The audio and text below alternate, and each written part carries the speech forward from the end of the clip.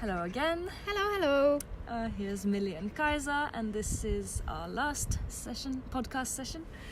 And the topic of this session is entrepreneurship, which is not necessarily something that all of the participants have been thinking of, but Kaisa herself is already an entrepreneur, and I have thought about becoming a garden entrepreneur and still wish to be in the future.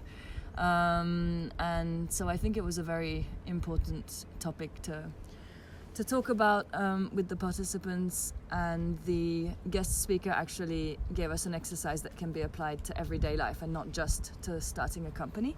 So I think that everybody found something to think about. So our guest speaker for this session is Pinja Lehtman. She has described herself a bit as a serial entrepreneur. She started out when she was 24 years old and continued being an entrepreneur for 7 years after that. Then, after going back to a standard career, she's recently, in the past year, gone back to entrepreneurship, this time with a new angle. Pinja surprised us in this session with the way that she shared about entrepreneurship.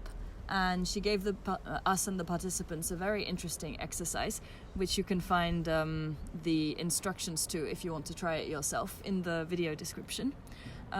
So welcome, Pinja. Instead of having only one company and trying to do different things, like you have studied all a little bit different things, so I have. I'm interested in many things. It's a little bit difficult to combine all this, so that's why I thought, okay, maybe it's not only one company, maybe I can have several. Nice. So I ended up being a co-partner in one company and having my own business, and then I'm a business angel in a third company and an advisor as well, and then we are planning for a fourth company with two other entrepreneurs. So serial entrepreneur. Yeah, it sounds a lot of work, but I have a kind of balanced it down. So not everything is not like full-time job. It's more like something I have to do only once or twice a month. Something I have to do several times a week, but not every day. And that's something I have to kind of find a balance. And it's not easy. You have to stop yourself in some point. But I have a family. It gives some kind of borders. A little boy and husband, but anyway else. But I don't want to talk about my journey as an entrepreneur. I want to talk about my journey with our garden. And that's the funny thing. I try to find a picture now because you need to have a visual what I'm talking about. So about 6 years ago, we were living in a block house, and I actually wanted to have a small garden or something like that. We could live in a attached house or something like that. We were planning, okay, we had our kid. He loves to be outside a lot. So when you are living in a 7th floor, you have to come with the elevator. If the elevator is broken, it's a little bit mess. So that's why we wanted to have at least a little bit garden or something like that. In Espoo, although there is plenty of space, they tend to have really small spaces for gardens and so.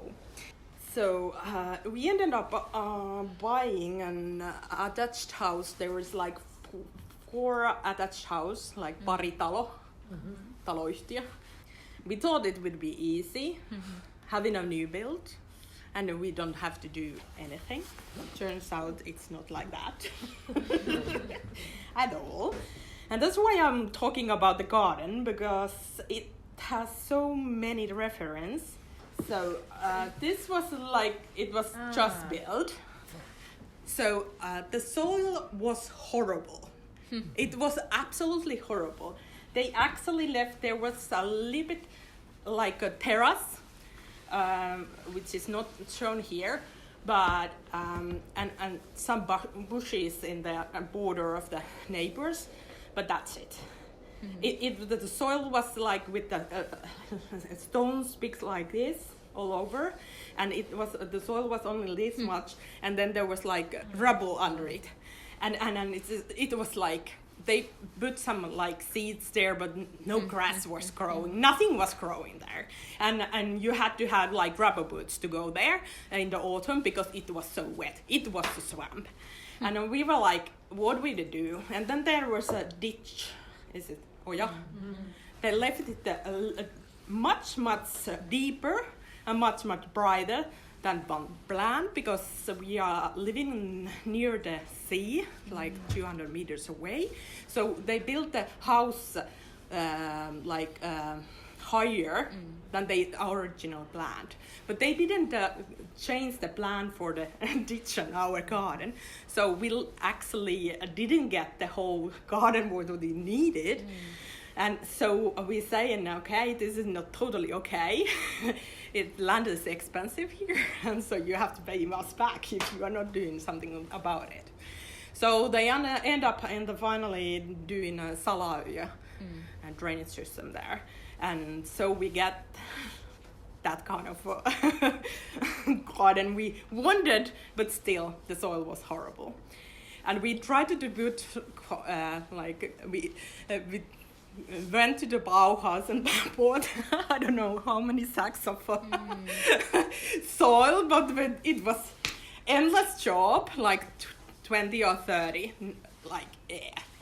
it was like this, and it also went like this the whole way from the corner to the corner, so you couldn't do anything about it. So we decided there was this guy who has helped, it's like a real garden builder, and he did our terrace, the whole terrace as well, because we wanted to have a big terrace. So we asked him, can you do something about it, because we cannot do anything for this garden now. And and he said, yeah, but you need like 10,000 liters of soil before you can do anything. And then we can have this rullanurmi and everything after that. And it took like several years. We have been living there now like 5 years before I finally could put last year all the trees and all I wanted to have there. And I have planning with the Pinterest, all things I wanted to have there, and I have a layout what I have wanted to have there. But some of the plants actually were dead before I could plant them, because they were on the terrace all the time and in the pots, like wine and grapevines and also like berries, etc. But in the end, some of it were there. But because our garden is really, really hot during the summer, it's really, really dry as well, and we didn't have a watering there nearby. So we have to ask somebody to put an outside water tap as well, because we have to go all the way to the other side to get the water, because that was taloyhtiö had one letku for everybody. So it was like over 200, almost 100 meters. We have to drag the whole letku there. So it was a mess. But in the end, we last year, we finally could enjoy our garden. It looks like a garden now. So there is a shed, and there is a little pond, and there is trees, and I have vegetables growing on and all over, and we have a big terrace there as well. So after 5 years, it's there. But that's the thing about the entrepreneurship. You never know what's going to happen. Some things you can affect, some things you cannot affect, but you have to adjust. And you can plan quite many things, but some things just happens. Sometimes it's good, sometimes it's bad, but you have to get used to it. And what I said to you before, there has to be a balance in that. You have to have a balance with your life, you have to balance with your company, etc. So everything has to be in balance, otherwise something is breaking. And that's why I have a task for you. And this task is called Your Company Garden. And what you need to do now, take some pens. You need to have there a tree. Tree is your main business idea. This is what brings all the money, your main goal, the big thing. It ensures the continuity. Then you have to have a vegetable garden. It doesn't matter which shapes etc. it is, but it's the other cash flows and ideas for the rainy day. Might be the most important thing instead of the tree, because you never know. Maybe your grand idea wasn't what others wanted, and this can be that. But have a vegetable garden. Then have a shed. You need to have tools. You need to have both physical and non-physical tools, like intellectual or something aids your business. Then a lawn. There has to be some emptiness. It can be also niitty, but meadow. But there has to be something emptiness, because there is where you create something new. Creativeness needs boredom. You have to be a little bit bored to be creative.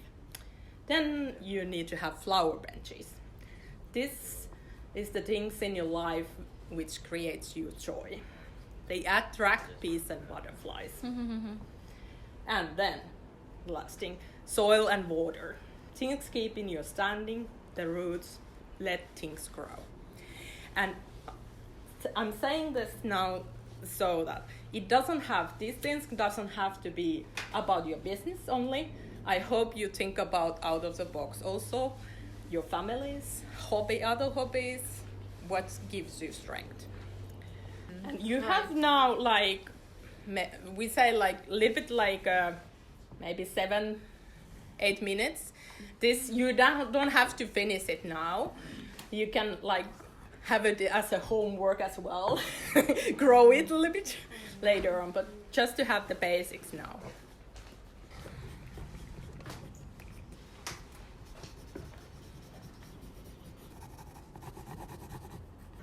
So that was the last episode of this mini podcast. Thank you so much to everybody who joined the course, and for all of the listeners who are hearing about this now. And Kaisa, do you have any last words? Yeah.